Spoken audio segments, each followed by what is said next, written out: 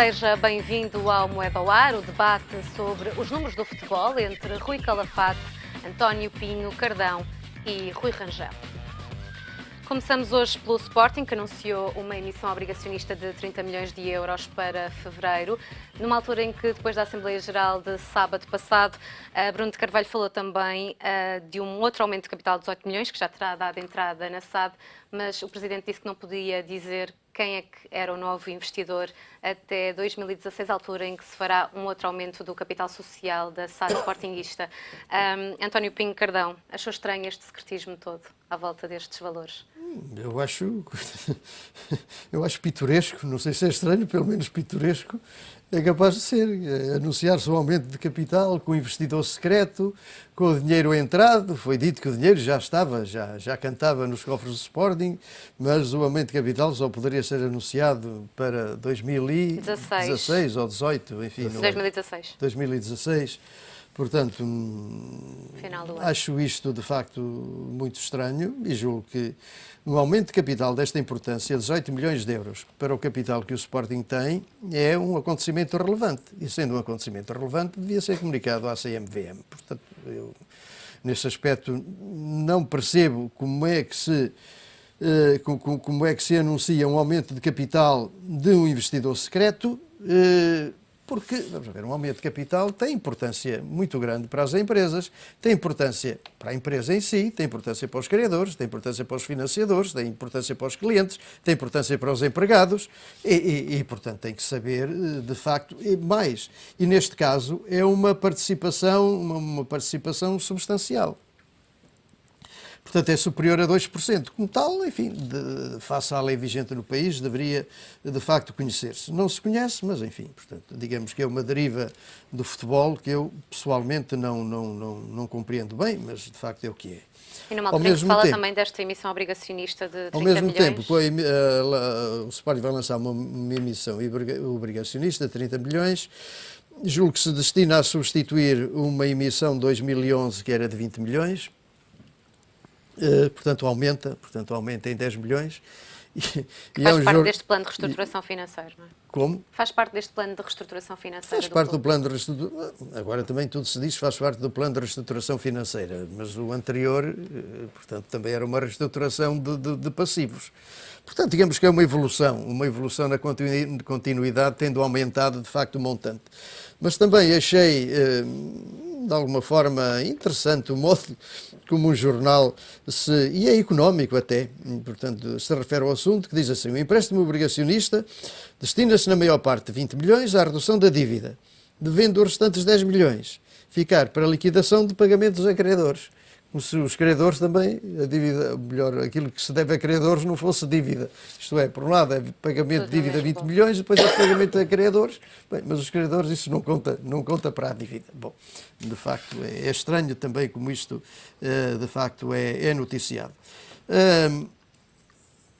Esta é uma operação, portanto, que vem na sequência de uma série de outras operações que o Sporting tem feito e que tem a particularidade de aumentar em 10 milhões de euros, portanto, o montante, o que significa que essa parte, sim, é que já se pode, de alguma maneira, integrar em todo o processo da reestruturação financeira do Sporting, que tem que ser levada a cabo e em que faltam ainda vetores muito importantes.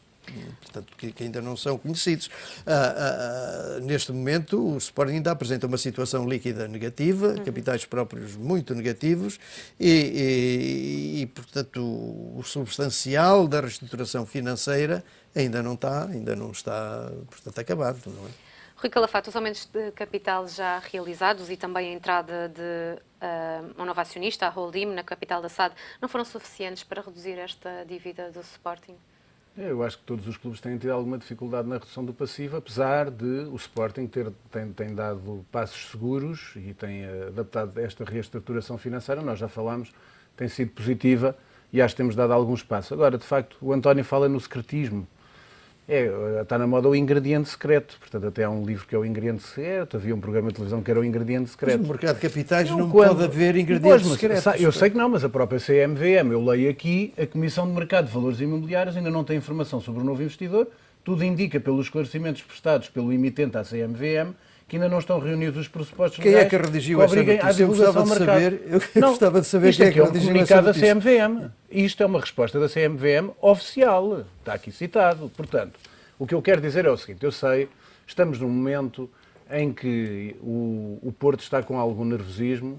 E, portanto, o António depois... Quem tem o Porto a Não, ver o António com está isso? com o nervosismo deste secretismo, pá. Portanto, é Estou assim, com não uma se esqueça de calma uma olímpica coisa. nessa matéria. Eu, desta semana do Sporting, gosto de ficar com algumas boas impressões. Olha, que algumas, se calhar, são um bocadinho chatas para vocês, mas olha, 8 jogadores portugueses no último jogo a jogarem a titulares, 7 da formação, o Porto jogou com um, era o Ricardo Quaresma, que é da formação do Sporting, e o Benfica jogou com um senhor de 30 anos. Tá bem, e qual foi o resultado? E o resultado foi a vitória do Sporting. Contra o Rio Ave. O último jogo foi Sim, 3 contra o a Rio 2. Ave. Não, com o Rio Ave, eu estou a falar do campeonato. Campeonato.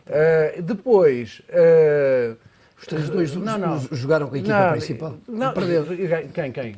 Com o Belenenses. Não, mas não foi a equipa principal. Jogou, isso digo eu. nós já sabemos que o Bruno Liga. Carvalho diz que será E, sempre a portanto, segunda equipa será a jogar sempre na Taça da Na Liga. Taça da Liga, em protesto com o que se passou o ano passado. Agora, Isso não- isto foram os depois desta semana, muito importante, tem a ver com a Assembleia Geral que falou, e que é o aspecto mais importante que interessa aos sportinguistas, sinceramente, porque isto são coisas, a parte financeira às vezes tem algumas coisas que nós não conhecemos. Por exemplo, o António falou, e eu não posso falar, nem o António pode falar, nós não sabemos quem é este novo investidor. Entraram os tais 18 milhões, mas nós não sabemos quem é. Portanto, só quando a CMVM comunicar é que nós vamos poder Comunicar, saber quem é. não, quando o Sporting comunicar à Quando CMVM. o Sporting comunicar à Eu, CMVM, por e a acaso, fui CMVM ver divulgar, lá, e, portanto, mas e não estava vi lá nada. Portanto, nós não sabemos quem é o investidor. O que eu Então, e destaco... não acha estranho? Estranho, porque eu gosto que as Haver coisas um sejam aumento de claras. capital para que não não é se aumento de conhecer este capital. Se projeto. calhar não sei. É um Eu isso não empréstimo, sei, é não um sei. suprimento, Não sei, é não o sei. quê? Portanto, não sei, é secreto. Uma dádiva. Eu já lhe disse que era o ingrediente Eu acho secreto. que está na moda às dádivas. Está Não, bem. é o ingrediente secreto. Agora, o que é importante realçar desta Assembleia Geral é, de facto, não passarmos a esponja sobre aquilo que vale mesmo a pena, que é, de facto, o lançamento do novo pavilhão do Sporting, e, portanto, que foi aprovado por maioria e, portanto, foi apresentado o projeto, e acho que isso é que nós nos devemos congratular. E também, como nós sabemos, estas questões da reestruturação financeira, algum caso que vai haver agora, a resolução do caso Doyen, por causa da transferência do Mares Rojo, tem a ver também com isto do pavilhão. Agora, tudo isto poderá ter a ver com o caso Doyen, que nós não sabemos. Por isso é que eu iniciei o programa a falar do ingrediente secreto. Eu não sei quem é este investidor. Gostava já de saber, e penso que todos os sportinguistas gostavam de saber. Há uma coisa que é importante realçar. Apesar da entrada de capital dos 18 milhões, o Sporting mantém a maioria do capital, que isso é algo que Não, para mim... este capital me não é- está registado. Não está, mas quando entrar, no ano de 2016, quando for revelado o tal novo investidor, o Sporting não vai perder 50% de maioria do capital. E isso para mim é importante. Mas não vai perder como? Não vai perder, não vai perder. Não, Não vai aritmeticamente, se não aumentar o capital, perde. Mas vai aumentar o capital. Com o quê? Com o quê? Porque vai aumentar o capital. Isso já está na parte da reestruturação financeira. O Sporting vai aumentar o capital, António, desculpe lá. Rui Rangel. Com que meios? Bom, está bem, isso é uma Agora vamos ver. afirmação. Olha, eu não sei, isso dos meios não sei. Rui Eles Rangel, fazem ingredientes esta secretos. Assembleia Geral que serviu para aprovar as Eu contas do assisto a esta clube. discussão de forma tranquila, simpática, porque o meu Benfica está tranquilo, Tá. continua na liderança. Já lá iremos E ao já lá Benfica. vamos, já lá vamos. E Já lá iremos ao caminha, Benfica. Eu e já vou caminha, tratar, já caminha vamos a passos tratar seguros disso. para isso. Já vamos tratar disso. Dito isto, Acredita é que óbvio... legitimou a direção do Sporting esta Assembleia? Não, acho que esta Assembleia foi algo... Nem devia ter isso. Foi algo que eu acho surrealista, mas pronto, tinha essa função. Tinha essa função de Com o próprio legitimação. Bruno de Carvalho Só a que o afastar balão- a o realização balão das eleições antecipadas. Já tinha esvaziado o balão todo antes da Assembleia Geral e, portanto, perdeu esse efeito de forte componente de legitimação, do meu ponto de vista.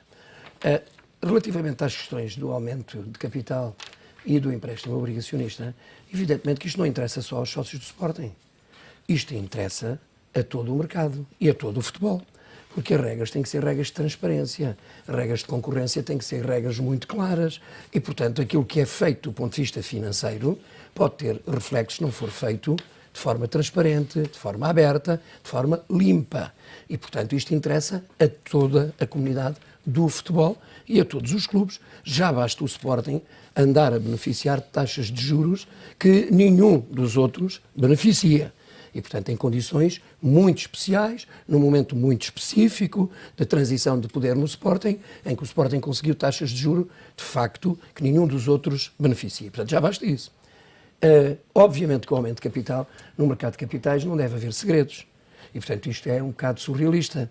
Não se percebe muito quem é o bom samaritano que já entregou 18 milhões ao Sporting e que só em 2016 é que vem assumir uma posição pública e isso passa a ter reflexos do ponto de vista, digamos, das contas do Sporting. Não sei se isto não é uma jogada estratégica do Sporting, antevendo a possibilidade de perder a ação que tem, e é, de facto, depois dizer, bem, temos aqui este dinheiro, mas olha, infelizmente este dinheiro serviu para pagar aquilo que fomos condenados pelo Tribunal. E, portanto, não é muito normal dizer que já temos o dinheiro, mas não anunciamos. Mas deveria ser a própria CMVM a ter uma atitude Este comunicado da CMVM, de facto, é patético, do meu ponto de vista, porque evidentemente que se caminhamos para os fair plays financeiros da UEFA, se caminhamos para a transparência, se acabamos com os fundos e se queremos clarificação nos procedimentos, naturalmente que isto é tudo menos claro. E, portanto, nem sei se existe mesmo esse dinheiro, nem sei, isto permite duvidar de tudo. Se existe o dinheiro, se o dinheiro já está nos cofres do Sporting, se existe esse tal empresário ou não, ou se é uma visão ficcional do presidente do Sporting. E, portanto, não é o normal. Evidentemente que os empréstimos obrigacionistas é uma tradição dentro dos clubes e recorrem a isto para solver determinados compromissos, para pagarem empréstimos anteriores. Não tem servido, de facto, para aquilo que deve ser a reestruturação financeira. E, portanto, deveria ser. E, portanto, eu espero para ver, de facto, uma política correta, mas isso tem que ver com o Sporting, tem que ver com o Benfica, tem que ver com o Porto, de facto, encetarem uma política correta de reestruturação financeira. Evidentemente que os empréstimos obrigacionistas têm servido para pagar outros empréstimos anteriores, para pagarem dívida e, naturalmente, por exemplo, para pagarem até credores, porque os credores também são devedores. E, portanto, também não percebo muito bem essa dicotomia que está aí nesse artigo que o António acabou por dizer, mas, portanto, ou seja, isto é como Santo Tomé, ver para crer. O Rui falava há pouco do Benfica e, aliás, tem sido muito noticiado esta semana o momento do clube no Campeonato Nacional e na Taça da Liga, e apesar de ter sido afastado das competições europeias, como o António gosta de frisar, acha que o Benfica não tem tido uma prestação estável e tranquila que leve a que seja tão noticiado nos jornais, principalmente quando tem uma vantagem, neste momento, de 6 pontos sobre os restantes adversários? Não, eu não tenho nada contra o facto do Benfica ser noticiado nos jornais, portanto, que seja dadas notícias. Tenho alguma coisa contra o facto de o Benfica ser propagandeado nos jornais e nas televisões, porque uma coisa é informação, outra coisa é propaganda.